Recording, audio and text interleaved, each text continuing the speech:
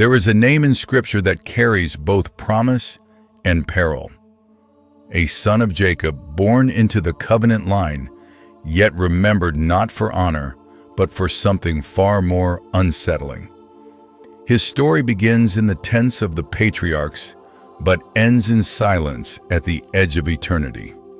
Between his first breath and his final mention, the Bible threads a mystery that spans from Genesis to Revelation.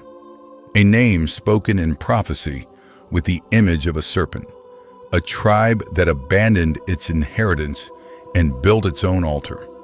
And in the last great sealing of God's faithful, a complete absence as if erased from the book of remembrance. What could cause an entire tribe of Israel to vanish from the Lamb's chosen?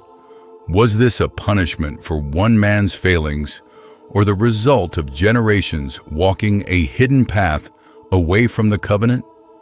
And why does the final judgment of this tribe feel as though it was whispered from the moment of its birth?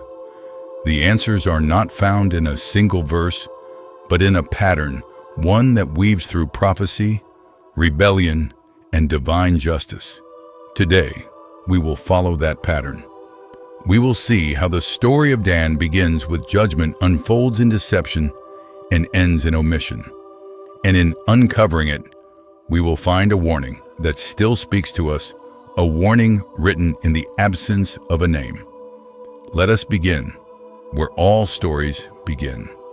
At the moment of birth, when Rachel gave a son his name, and in doing so, set into motion a prophecy that time could not erase.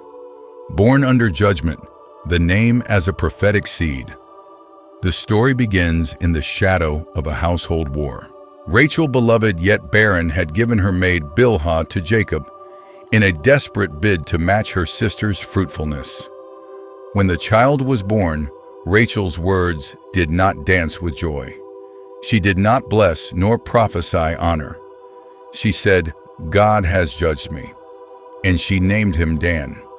In the ancient tongue, that name meant he judged or judge, a title that could have crowned him with authority, yet here it carried the chill of a verdict. In biblical memory, a name is more than sound. It is an arrow shot into the future.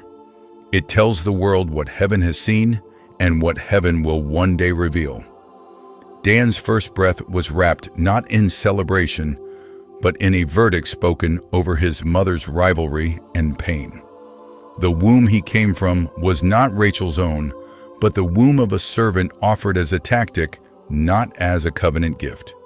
His life began as a settlement in a personal dispute, and the seed of that beginning would take root in ways no one could yet see. Scripture often shows us that beginnings matter. The soil in which a life is planted will either nourish or poison the fruit it bears. Dan's soil was rich with ambition, jealousy, and unhealed longing. In the courts of heaven, judgment is not always condemnation. Sometimes it is a watch set upon a life, a mark of divine scrutiny over what it will become. Dan entered the world with that mark, and from the very start, his lineage carried a tension between the call to judge and the danger of being judged. Even now, the echo of his name feels unfinished, as though it was never meant to rest comfortably in blessing. And perhaps that is why, the next time we see his name spoken by his father, it comes in a prophecy that startles even the reader. Jacob's prophecy, the serpent on the path. Jacob, old and near the veil, gathers his sons to speak their destinies aloud. For each his words are more than blessings. They are the unveiling of what God has shown him about the days to come. When it is Dan's turn, Jacob begins with hope. Dan shall judge his people as one of the tribes of Israel. The weight of that calling is royal. It is the task of discernment, of guarding justice among the covenant people. But in the very next breath, Jacob's tone shifts. Dan shall be a serpent by the way, an adder in the path that biteth the horse's heels, so that his rider shall fall backward. The imagery is sudden and unsettling. The serpent does not confront head-on. It waits in the shadows, striking with precision at a moment of vulnerability. From Eden to the wilderness temptations, the serpent has been the scriptural image of cunning deception, the enemy's preferred disguise. Why would Jacob speak this over his son? It was not idle metaphor. It was the Spirit's revelation of how this tribe would move in the generations to come, not through open rebellion like Korah, but through hidden corruption, undermining from within. A threat not easily seen until the fall has already begun. And in the very next verse, Jacob breaks from prophecy to cry out, "I have waited for thy salvation, O Lord," as though what he saw in Dan's future was so grievous that his only refuge was in the deliverance of God. The judge would not stand in the gate to protect his people. He would lie in wait along the road. And the same man who was meant to uphold justice would one day embody the treachery of the serpent. Some destinies do not break suddenly. They slither quietly through history, waiting for the moment to strike. And for Dan, that moment came generations later when his tribe made a choice that would alter their place in God's story forever. The tribal descent, idolatry in Judges 18. Generations after Jacob's prophecy, the children of Dan faced their appointed inheritance, a territory allotted by God himself. Yet they would not take it. Whether through fear, weariness, or unwillingness to trust the Lord's command, they left their inheritance unconquered. It was a refusal that revealed more than military hesitation. It was a fracture of covenant faith. Instead of pressing into the land God had given, they turned north in search of something easier.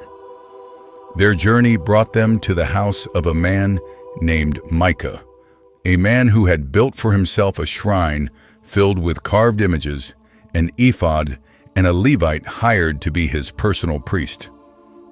This was not the altar of the Lord in Jerusalem. It was a counterfeit sanctuary, a mixture of the sacred and the profane, wrapped in the appearance of devotion. The tribe of Dan did not rebuke him. They did not call him back to the worship of the true God. They stole his idols, took his priest, and offered him a broader platform to be priest over an entire tribe. The Levite agreed, and with these stolen instruments of worship, the Danites established their own religious center in the city of Laish, far from the place God had chosen for his name to dwell. What Jacob saw in the spirit had now taken flesh. The serpent had struck not with sword and shield, but with seduction and substitution. They replaced the holy with the convenient, the commanded with the self-made. This was no small rebellion. It was the first time a tribe of Israel institutionalized idolatry not as a passing sin, but as a sanctioned way of life. From that moment, the name of Dan became tethered to corruption in worship. They had been called to judge Israel with righteousness, but instead they led Israel into deception. And the venom of that choice would not remain contained. It would seep into the heart of the nation, setting a precedent for divided altars and diluted truth. The serpent's path had been laid, and its trail led toward an ending no one in their generation could yet see, an ending written not in blood, but in the silence of a name erased. The omission in Revelation, silence as judgment. Centuries passed, kingdoms rose and fell. Prophets warned, priests pleaded, but the trail of the serpent wound through history. Then came the vision given to John on the island of Patmos, a revelation of the Lamb sealing his servants for the great tribulation. 144,000, 12,000 from each tribe of Israel. It is a roll call of the faithful, a registry of those who bear the mark of divine ownership. The names are read like the heartbeat of God's covenant: Judah, Reuben, Gad, Asher, Naphtali, Manasseh, Simeon, Levi, Issachar, Zebulun, Joseph, Benjamin. But one name never comes. Dan is gone. The space where it should be is filled with silence. This is no Scrabble oversight. This is the final verdict on a lineage that traded its inheritance for a counterfeit altar. In that moment, Jacob's prophecy has reached its end. The serpent, by the way, did not walk the road to sealing. The judge who was to guard his people stands outside the gates. This is not the absence of a mistake. It is the absence of belonging. The seal is the sign of those who have endured in truth, who have resisted the idols and remained loyal to the Lamb. Dan is missing because his identity had been woven too tightly to the serpent's path to be unwound. This omission is more than history. It is a living warning that it is possible to begin within the covenant and end outside the count. That proximity to the holy does not guarantee inclusion in the holy remnant. That the absence of a name can speak louder than the presence of many words. And here the story of Dan slows to a stillness. The trail fades. The voice that once bore judgment is silent. All that remains is the weight of what might have been, and the unshakable truth that the God who seals does not place his mark on what has refused his way. The story of Dan lingers like a shadow at the edge of Scripture, reminding us that what is written in the beginning is not always what is revealed in the end. It is a sobering truth that the seal of God is not placed on history, heritage, or past calling, but on a present and enduring faithfulness. The absence of Dan's name in Revelation is not just a footnote in prophecy. It is a mirror asking each of us whether our devotion is anchored in truth or drifting toward a more convenient altar. Dan's legacy whispers a warning that the greatest danger to the people of God may not come from open enemies, but from subtle deviations clothed in the appearance of worship.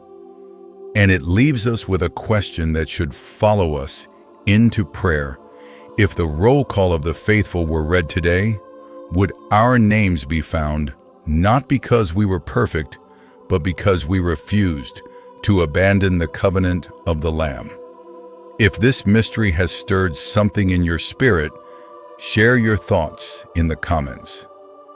Your insights might become the confirmation someone else has been praying for. Like this video if it has given you new light, and subscribe so we can continue uncovering the hidden patterns and warnings woven into Scripture. Together, let us remain steadfast so that when the names are called, ours will be sealed among those who endure.